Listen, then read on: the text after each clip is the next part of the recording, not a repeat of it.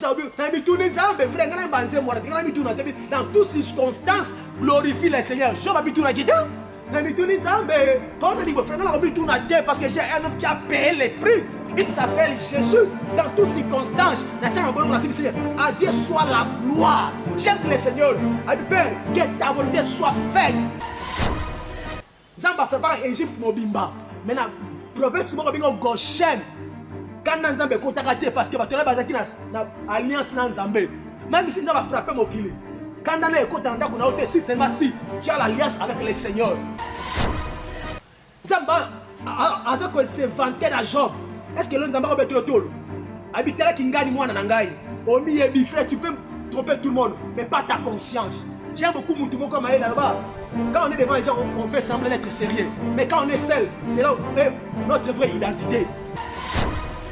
N'est-ce que frère, non, ça pour la calamité, tu as bimana babalabala, tu as solé, tu as trompé, merci, couronné, sili. Parce que l'événement, tu as la coronaté, tu as l'enlèvement de l'église. Tu as le retour à Jésus, mais tu as l'enlèvement de l'église. Oui, bonjour chers téléspectateurs, je réponds au nom du prophète Joël Moïdi Wamukouza, représentant légal de l'église Armée Christ Vainqueur, RDC, République démocratique du Congo, dans la commune de Barumbu, précisément dans le quartier Beaumarchais. Cet après-midi, je voulais parler d'un homme qui s'appelle Job.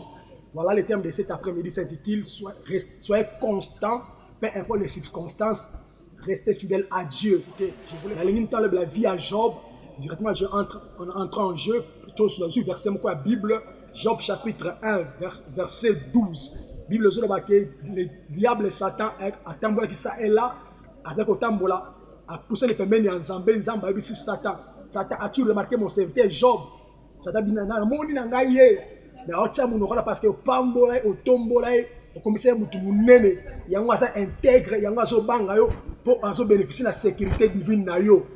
Nzamba ici Satan, c'est bon ça. Aïba OK, na peso droit, sala nyoso lingis na biloko na nyoso, mais ko simba molimo na été pe ko simba molima na été. Le diable a joué mandat wana pa Nzambe. Aki abundisi Job, oyebi frère da bloko Job amona. Dans l'étymologie à combo à Job. Job combo n'engelo ba enfant ou l'homme des épreuves ou l'homme qui a traversé les temps difficiles. Mais en grosso modo n'engelo ba enfant.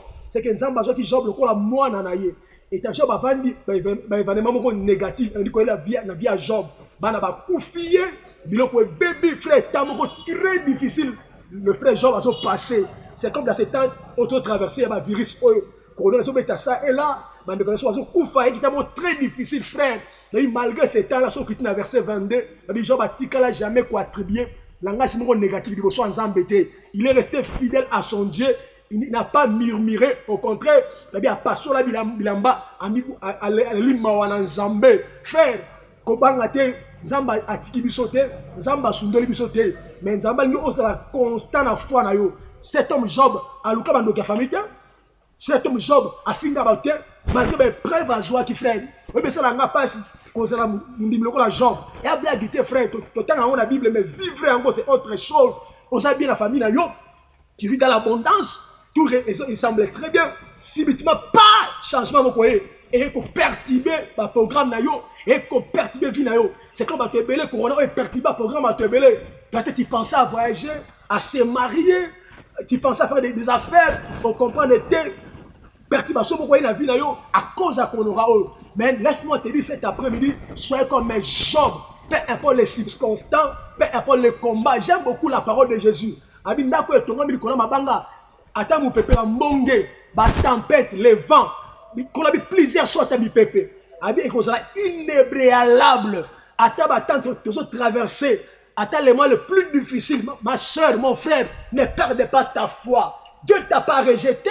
Dieu ne t'a pas abandonné. Au contraire, il est avec toi. J'aime Job. On a dit Job, Banaba Koufi. Job a nyame Koufi. Job Talabo, baby Job a tikala jamais kolomama a sumukate. Eh, batebla on sumuka. Zamboza wapi.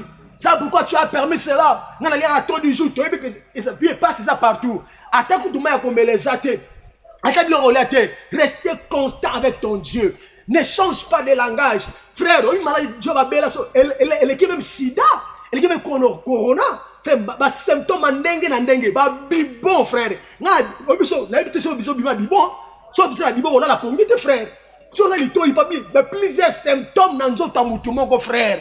Ah bibon, ah tofina, ah pota malgré souffrance, même ses propres amis sont fingan nzambe kufa. J'avais non, je ne sortirai pas un mot du péché. Parce que je sais l'Éternel qui est mon Dieu, mon roi, est avec moi. Même moi, si on a là, frère, batumi ba olanda pose aussi ma mbongo, ba bengo mo pa pour bazo ba profiter na mbongo na yo. Ba bengo vrai chéri pose aussi mobali, o laisse bango na sima, na bango nyoso. Mais le jour du malheur, et bien ba ki mayo. Yango maudit l'homme qui se confie à l'homme, frère.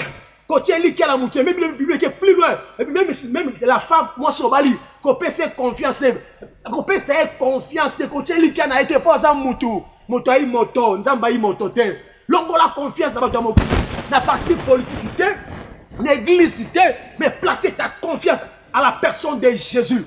Et ce qui est dans la main du Seigneur, nul ne peut les détruire et nul ne peut l'écraser. Frère, Nangarami Job, malgré n'importe quoi, cet homme avec la foi, je sais une chose, peu importe le temps, les malheurs atteignent souvent les justes, mais l'Éternel l'en délivre toujours. Oh, papa Job, ça va pas m'bolayo. On sait qu'il y a un grand prophète, les malheurs atteignent souvent les justes.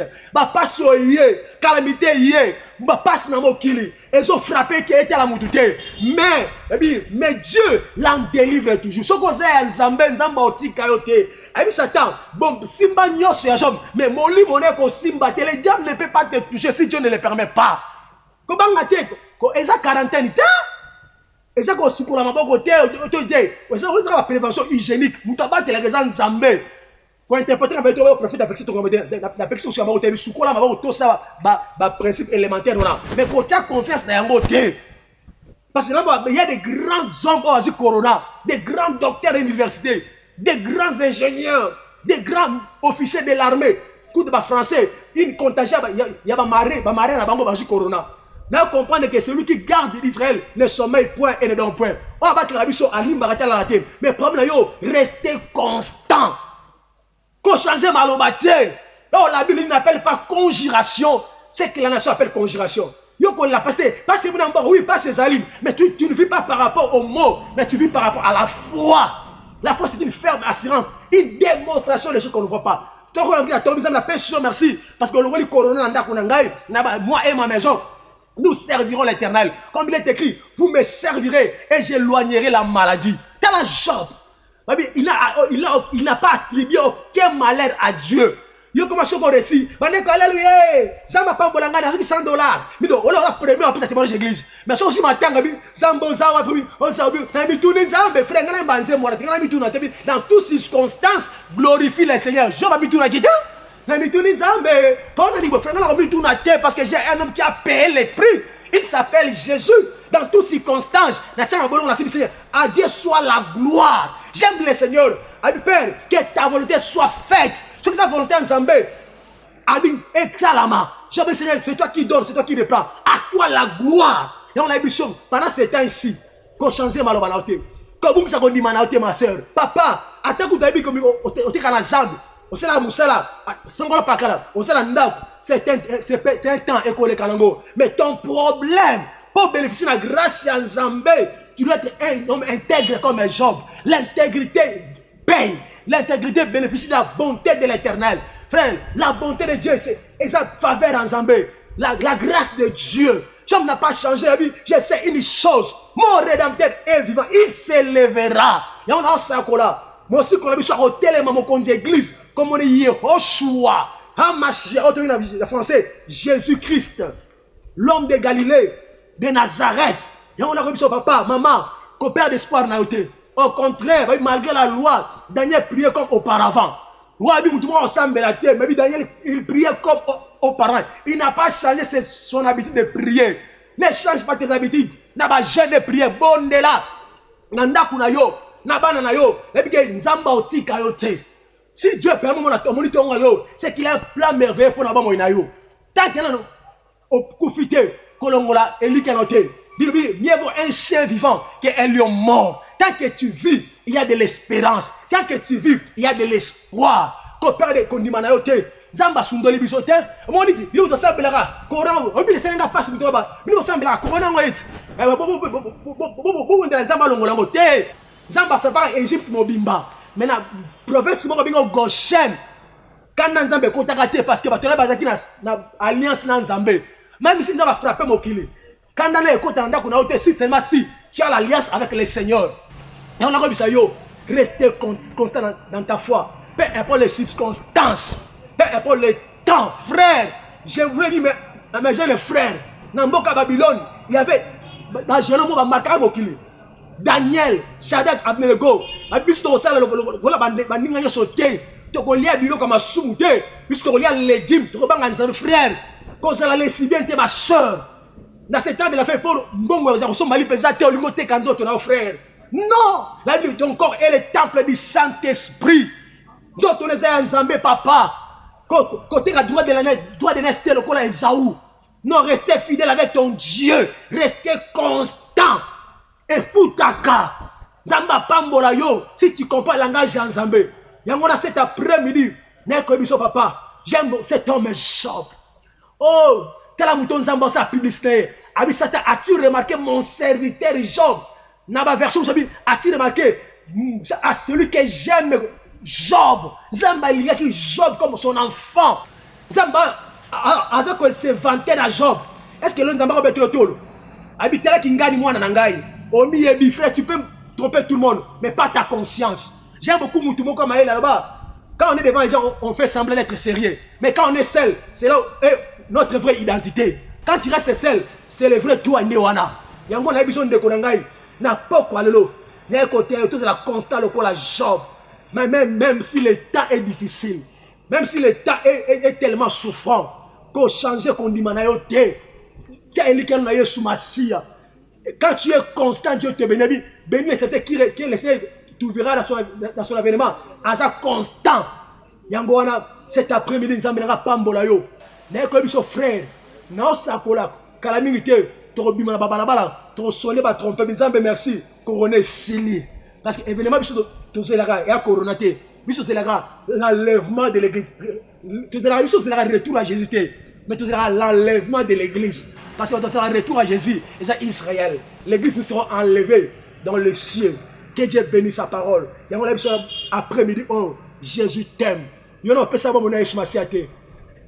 Please, l'andanga frère. Et ça, bon, on a été. Quand tabac na été. Aux États-Unis, aux Europe, aux Océanie, aux Asie, aux Afrique, aux province. L'andangaï. Je sais qu'il y a une église. Mais question à tout le monde, est-ce que son dit là au Père à Jésus-Christ, le salut, la croix est là, la grâce est là. On a fait surtout confession ensemble. Romains chapitre 10, verset 9. Il est écrit, si tu confesses de ta bouche le Seigneur Jésus-Christ et tu crois dans ton cœur que Dieu, le Père l'a resté mort, tu es sauvé. Dans la verset là, Romains chapitre 10, verset 9. Que Dieu vous bénisse. La lumière peut sa motte na ba o, bazanga cher. Na banana panzi nangai mwasi nangai l'évangéliste Ginette Basika Muigirwa maman siko sali batela bana kuna na Cape Town batela bana nzambe langa tika bilota zala na yo na linga ko mingi na za beni ko za mwasi lokola yo nzamba tele misalo lokola Esther ate misalo lokola Rebecca ate misalo lokola Ulsda pambo mama na pesi pe famille Basika mbote na Afrique du Sud honorable papa pia yo angwa ko la pambola yo na pesi pe Tony Mbote na pesi ba Rachel bino nyoso tu ola linga bino pasteur Christian Mendez ya ngwa na frère Dodi évangéliste Dodi ya yo ngwa na pesi yo pasteur John mon frère my friend God bless you na pamboli famille asika na France na Allemagne na pamboli famille ki mulunda na Canada na pamboli mwana ngai na famille Mobimba Katu voilà famille bandimanga. Lorsque les gens ne croyaient pas à moi, ils ont crié à moi. Que Dieu bénisse la famille Katoala. Na Pamboli, Mani na Brazza, na Pamboli na Angola, na Singapour, na Lesotho, na Chine. Que Dieu vous bénisse. Voilà, na pesi numéro nangai, olingo solo nangai, to partager na bon de la ponayo, c'est 00 243 89 79 32 353 00 243 89 79 32 353. Na Pamboli corps du Christ. basala nzambe ya Congo, soyez bénis. Même à travers mon kilignoso, on sait nzambe dans la vérité, dans la sincérité, nzamba kanisao, nzamba pambola yo. Voilà pourquoi l'après-midi, que mon Dieu vous bénisse. Shalom, soyez bénis.